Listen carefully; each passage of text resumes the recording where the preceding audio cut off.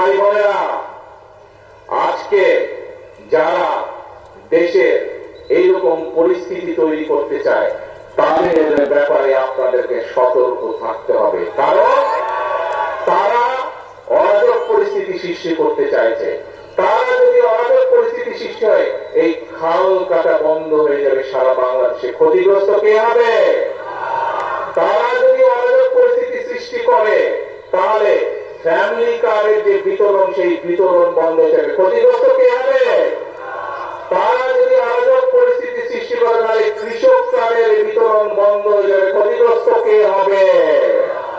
তারা যদি অরাজক পরিস্থিতি সৃষ্টি করে তাহলে ইমাম সাহেবদের, মুয়াজ্জিন সাহেবদের, খতিব সাহেবদের, অন্যান্য ধর্মের যে ধর্মগুরু আছেন তাদের সম্মানী দেওয়া বন্ধ হয়ে যাবে। ক্ষতিগ্রস্ত কে হবে?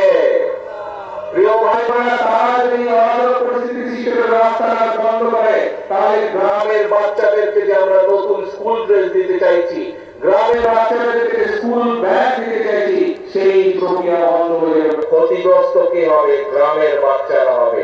প্রত্যেকটি ক্ষেত্রে তাদের সেই অরাজক পরিস্থিতির কারণে ক্ষতিগ্রস্ত হবে গ্রামে বসবাসকারী খেটে খাওয়া মানুষ। প্রিয় ভাই বোনেরা, সেই জন্যই আজকে আমাদেরকে সতর্ক হতে হবে। আপনারা পত্র পত্রিকা পড়েন, আপনারা সোশ্যাল মিডিয়ায় যান, খবর নিয়ে দেখেন, ওই যে 5ই আগস্ট যাদেরকে দেশের এই বাংলাদেশের মানুষ এই দেশ থেকে বিতাড়িত করে দিয়েছিল, এই এখন যারা অরাজকতা সৃষ্টি করতে চাইছে, খবর নিয়ে দেখেন, ওই 5ই আগস্টে যারা বিতাড়িত তাদের সাথে এরা তলে তলে আবার খাতির শুরু করেছে।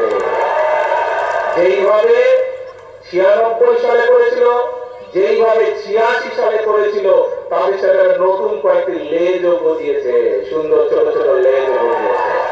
প্রিয় ভাই বোনেরা, কাজেই আমরা এই দেশ থেকে স্বৈরাচারকে বিদায় করেছি।